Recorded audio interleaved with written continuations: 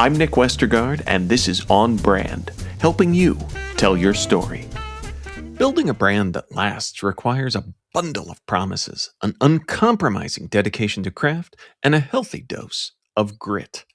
Monica Nassif, the force behind Mrs. Meyer's Clean Day, didn't just disrupt a tired $30 billion category. She bottled a legacy.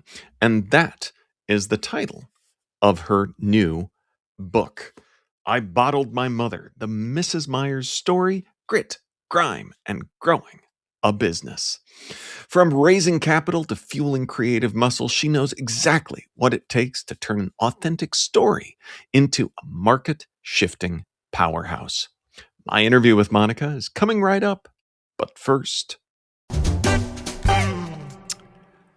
Monica Nassif, welcome to On Brand. I'm delighted to be here, Nick. I have to tell you, all objectivity out the window. I absolutely love this book. I love this type of book, but to me, this is one of the best of its kind because it is both memoir. It has these wonderful pictures inside that really, especially given the brand, it makes you feel very much like this book is of the brand, including all of the little underlines, stars, and hearts throughout. So, in addition to bottling your mother's legacy, I feel like you've managed to bottle that and the brand in this book. Great, mission accomplished. So I didn't want to get to too much in our pre-interview, but when you first hopped on, you held up what appeared to be a little corn statue, because we are both proud Iowans, the tall corn state, and I am thrilled to chat about that. And as I was going through the book, I actually talked about it contains much of your mother's story, your story, and talked about her working shifts at part-time at Mercy Hospital in Des Moines. And I'm sitting there reading that, and I'm like, I was born there. So it is a small world after all. You're So, right. so how did you manage to balance the raw, unpolished grit of a startup with the high-end, uncompromising attention to detail required to build the brands that you've built, like Caldrea, Mrs. Meyer's? I think, speaking of my mother, she noticed beauty and she made us pay attention to it, like flowers, the sky, the landscape. She's very simple in terms of this is beauty, let's pay attention to it. And then once I got into retail, and especially working with Target, you're always paying attention. You're paying attention to how shiny the floors are, what adjacency is next to others. Is there a crap on the top of the shelf that's distracting the customer? So you start to hang out with people who pay attention to everything. And as you know, great brands, every detail matters. And I learned that, when I was with Target organization. So I had some training in that. And then when I had a marketing agency building brands for others, we knew every detail matters. So that's kind of how I combined my gritty childhood, if you will, with what I was sort of trained. I trained my eyes to pay attention. Well, and the story of the brand is fascinating, and I feel like it really is. It's one of a kind in that I think of comparable people-centered brands. I think of Betty Crocker, Mr. Clean. All made up. All made up. These people don't exist. I mean, people famously wrote letters to Betty Crocker, but you took someone from the real world and centered a brand around them. Talk us through that thought process and how you brought that idea into action. Sure. So I started with Caldria. That was my high end brand. It was very fancy European bottles, very sophisticated, very high priced. And we got into about 3 to 5 thousand specialty stores around the country. And I thought, oh, it's just a matter of time before someone knocks us off. And I'm a terrible loser. And I thought, okay, we got to knock ourselves off. I had a boss who always said, Monica, saw off the branch you're sitting on, so it forces you to go to the one above you.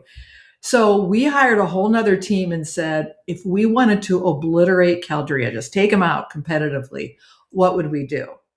And so we looked at ourselves and said, what are we really? We're Iowa cornballs, proud, right?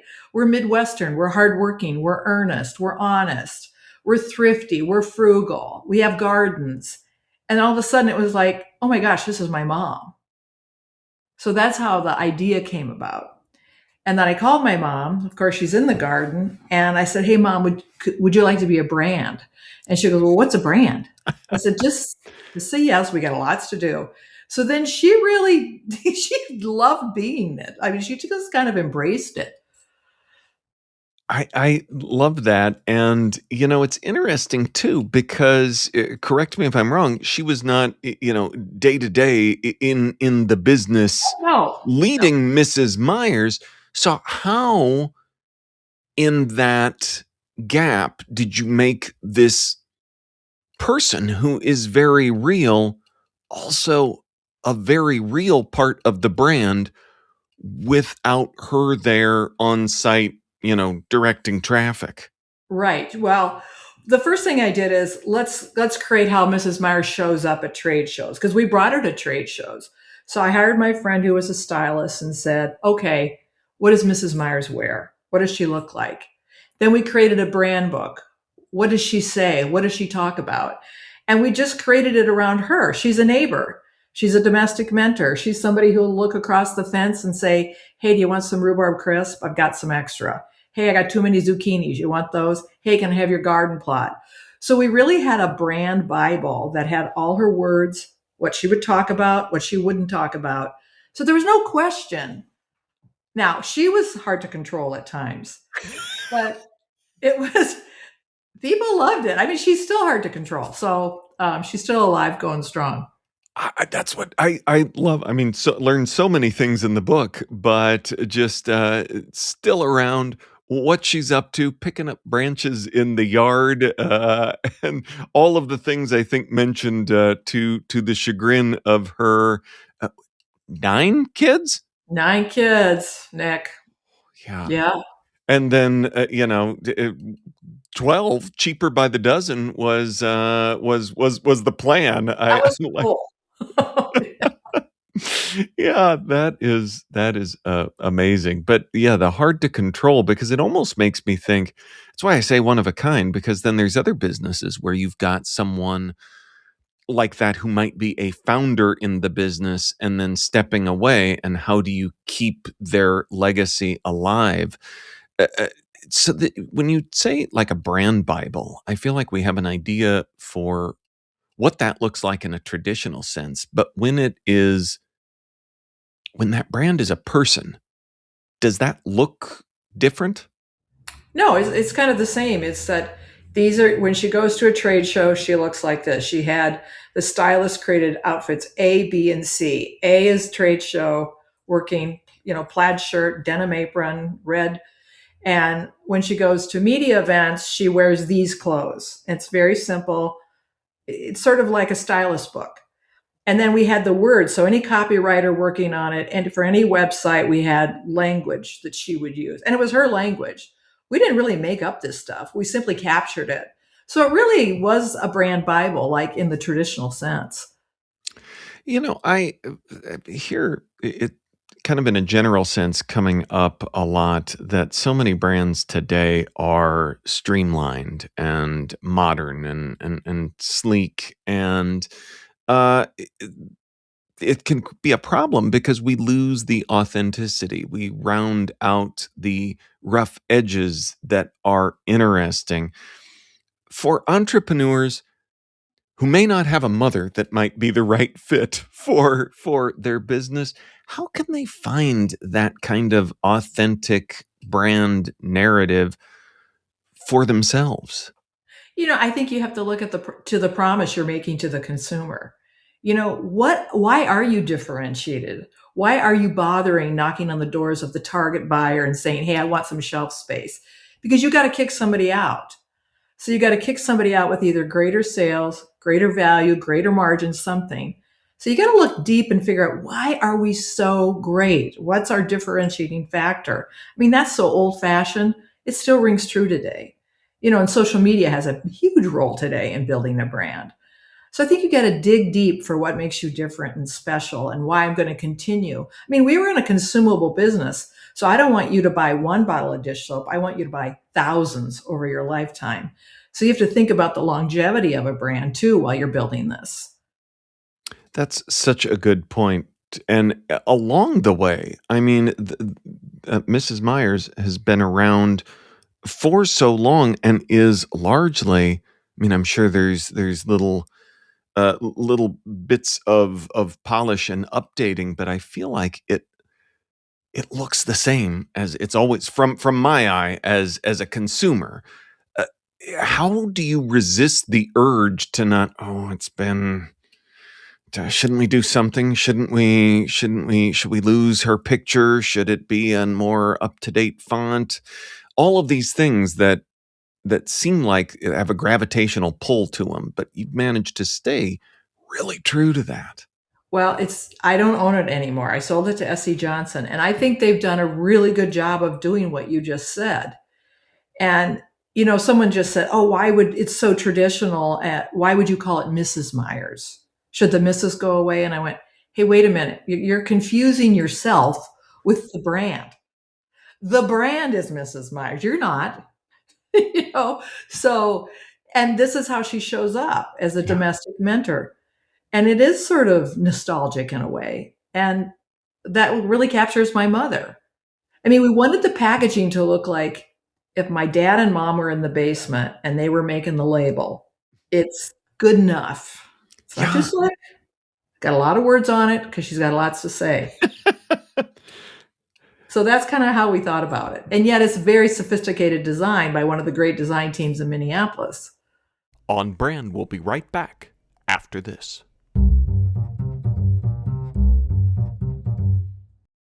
Now, back to the show.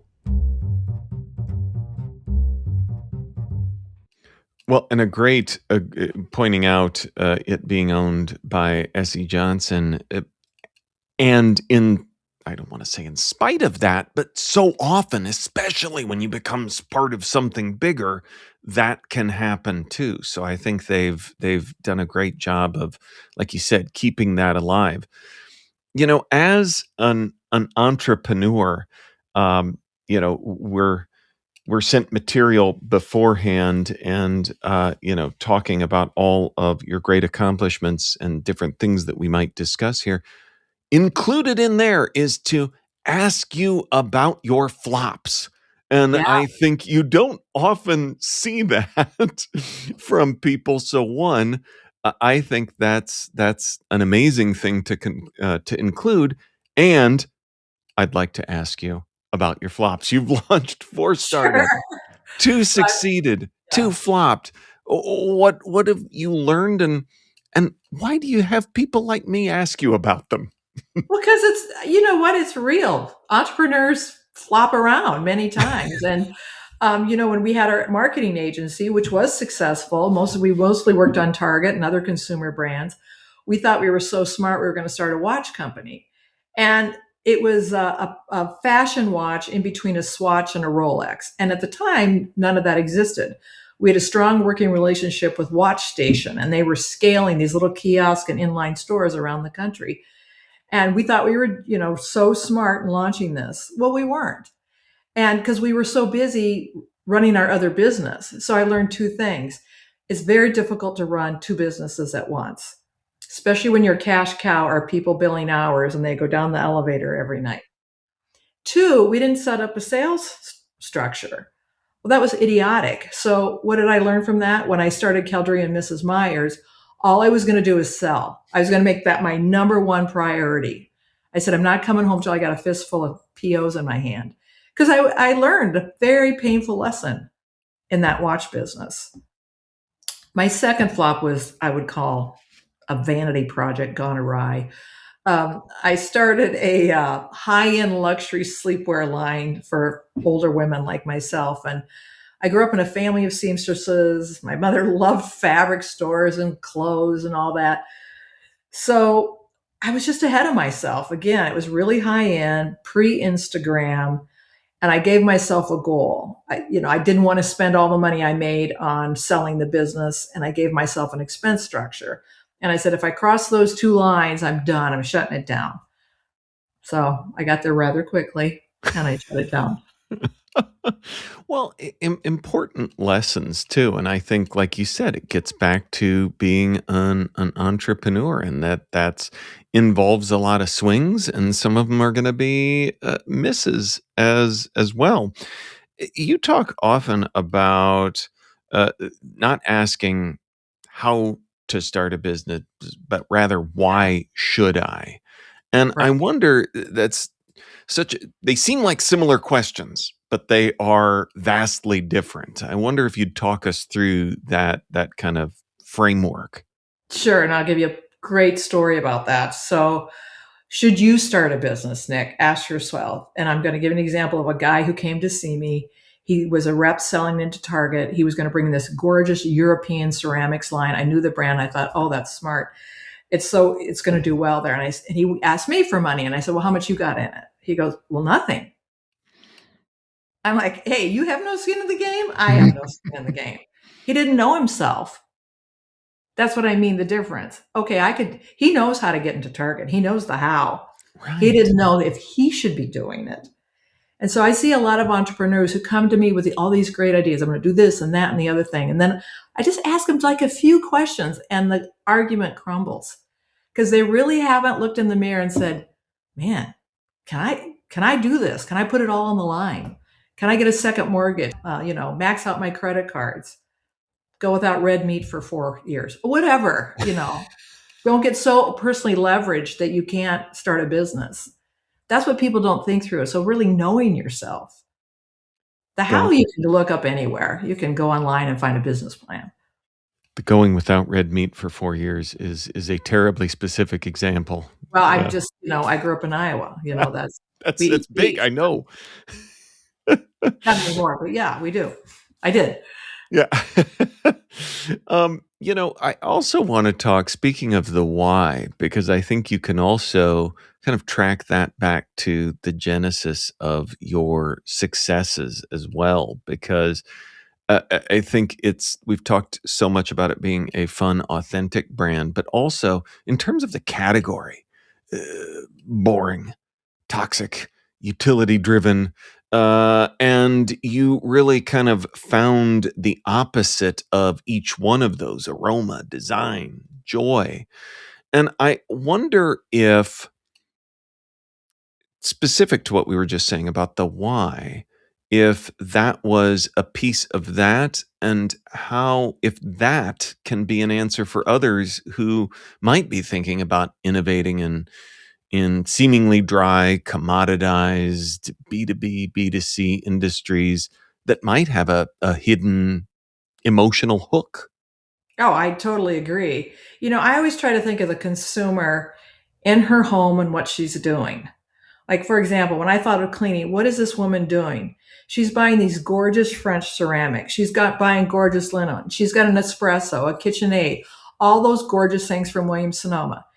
Why is her hand soap and her countertop cleaner the most hideous things in her house? We used to say they should be jewelry for the counter. So I always looked for affinity brands like beauty, home decor, design, because that consumer, that's her world. So if you want to live in her world, you got to play in her world. So that's how I thought about these. Our packaging should be really highly distinctive, in terms of, and then that's another way to differentiate yourself. Plus, let's be honest, she's putting all this amazing product on her body, skin lotion, face lotion, all this, and then cleaning products. That's how they show up. It made no sense to me. I'm still that consumer in my home. So she needs a differentiated experience when it comes to cleaning. You have talked so much about the consumer. I feel like if someone were to analyze the conversation, that's really been at the heart of almost all of these answers. And I think even in the seemingly dry spaces, there are real people at Oh, the center of that. absolutely. For sure, using this product. So if you're trying to think of how to disrupt a category, you have to really disrupt it. But first, you got to know where you are, with this consumer and analyze her world. I was never a fan of focus groups. I'm just not. But I am a fan of walking around. Huge fan of walking around. Um, yeah, like look at your neighbor, ask her, hey, what's going down? You mind if I snoop through your kitchen? Can I see your linen closet? Can I, now that kind of research I think is really interesting, because you can see how she talks about the products, what's important to her, how she thinks about things. I think that is also an important distinction because we talk so much about the consumer, understanding them, and folks listening, like many, would think that the first place to go then is we need more focus groups, market research, and your unique approach there as well. It makes me think again of that label of a domestic mentor, of understanding people where they are, and that not all customer insights can come from a focus group. Oh no, I'm not. Don't get me started on focus groups. We don't have enough time. But I am a fan of this, like walking major cities, going in all the stores that are viewed as trend stores, because this is what the buyers at Target, Walmart, all these high-end stores do. They walk around and look at their competitive set. And I knew that from my experience with the retail. And so you got to look at the shelf and study, gosh, why are they front and center? Why at this Mhm. price point? And that is just priceless, that information. So I'm a big fan of walking around. Like when people say to me, hey, what about this? What about that? I go, well, have you been to Target? And they'll go, no. I'm like, come back later. Go to Target and come back and talk to me. I'm at Target all the time. I look at the shelves all the time. I'm still straightening bottles of Mrs. Myers, Nick. I can't help myself. I love that, out there doing the facing. Doing the merchandising. Well, one of the other stories that I liked in the book, you talked about meeting your husband, and that he was, I think, cooked steak. Speaking of red meat, on the first date, and I do most of the cooking in our household, and I love going to the store. I know there's an easier way, but I probably because of what you just described, also like kind of the kind of reconnaissance mission nature Always. of it, Yeah. that there's stuff that you can learn out there too. Yeah. Oh, I love grocery stores. Oh my God, around Thanksgiving, I'm in there for hours. But really look at what's out of stock. How do they merchandise their store? Look in the carts. I mean, I've got like radar eyes looking kind of at everything when I'm in a store. But when you're a product geek and a branding geek and you have to keep looking around. Take notes, take pictures. It's kind of like the marketing version of, they talk about management by walking around, but I think there's some branding and marketing lessons that you can learn walking around as well.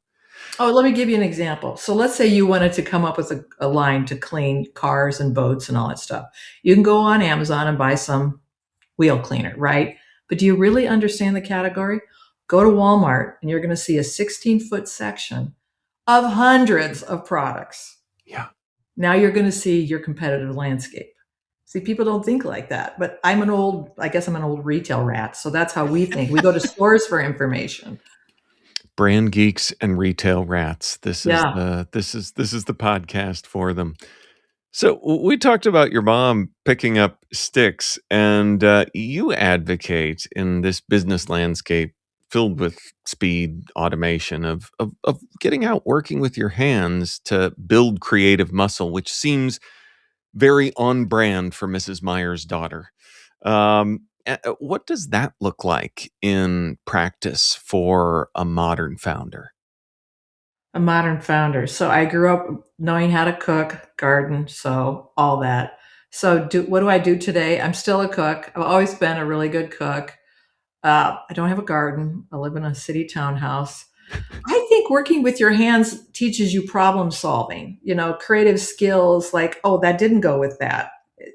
My dad was a mechanical engineer and he could build anything. In fact, he built a motorhome for all 9 kids and we traveled the West. He loved the mountains. And watching him work with his hands, there's a lot of research that says working with your hands really improves how your brain thinks about creative problem solving. And I think, someone once asked me, hey, Monica, what's your superpower? I said, I'm a creative problem solver. I can kind of think through stuff, either with my hands, draw it on a piece of paper or try to figure it out. And I think working with your hands is a gift. That makes me think of, I mentioned my cooking, started that when my wife was in grad school, and I thought, what can I do to help here? And I'm like, I'll take the evening meal out of commission and take care of that. And I've never given it back because I find that after a day of work, that doing something that to me is creative, is stimulating, you can see patterns, gives you time to think. It is an important part of the process of what I do as well. Oh, for sure. I mean, don't you find sometimes after you cook, you go, what happened for the last half hour? You're in this flow. Your meal's on the table and I don't even remember what happened, but here it is. I know. It's so awesome. I love it. Well, I have smiled many times during this conversation, and it is now my turn, Monica, to get to ask you for a brand that's made you smile recently. Okay, so I like watches, right? I started a company that was a belly flop, and I just listened to Acquired whole thing on Rolex, which is fascinating. And then just 2 days ago, Swatch launched a pocket watch with a really high-end brand, big, bold colors. And that made me smile. I thought, wow, here are 2 old Swiss brands coming together, doing a color palette and a format that we haven't seen for a while. That really made me smile.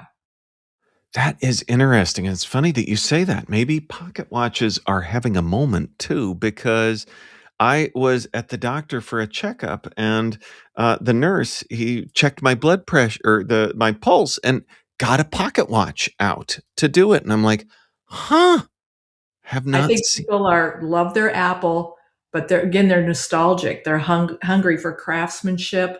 Like when I listened to that Rolex story, I was smiling the whole time. I was like, these guys do $10 billion a year. Yeah. With a mechanical watch. Yeah. I mean, I do. Well, and you talk about what we've been talking about people looking for, even in spite of this digital world, which is why, in a way that is probably 50% a podcast wrap up plug here, but why this book is so delightful is I still love paper books. I don't like reading on screen. I do enough work on screen. I love to hold something in my hands. And like I said, this one, and I always flag them and underline them. And I love that this comes with some underlining already there as well. So where can we send folks to learn even more about who you are and what you do? You can go to LinkedIn, find me, Monica Nassif, or you can go to my webpage, monicanassif.com, and you can buy the book there through links to Barnes & Noble, Target, Walmart, and Amazon.